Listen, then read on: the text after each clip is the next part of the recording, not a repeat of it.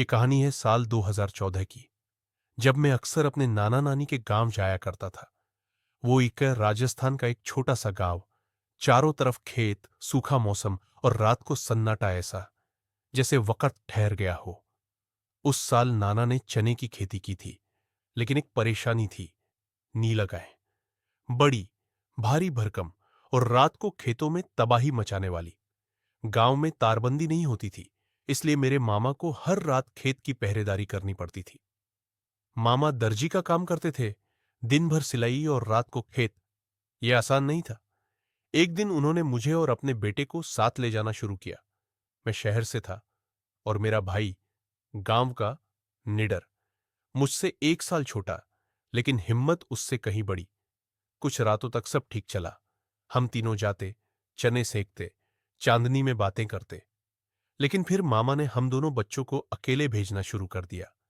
एक रात हमने देखा एक नील गाय जो लंगड़ा रही थी। उसकी चाल में कुछ अजीब था, जैसे कोई घसीटते हुए चल रहा हो। हमने मजाक में कहा, इसे पकड़ते हैं। अब लगता है वो मजाक नहीं था, एक गलती थी। अगली रात जैसे ही वो नीलगाय वापस आई, हम उसका पीछा करने लगे। हम रोड पार कर गए, खेतों से दूर निकल गए, और तभी टॉर्च बंद हो गई। अंधेरा इतना था कि हाथ को हाथ दिखाई नहीं दे। मैं खुद को एक ऊंची जगह पर खड़ा पाया, एक तालाब की पाल पर। आधी रात का वक्त था। हवा भी ठंडी लग रही थी, लेकिन पसीना बह रहा था।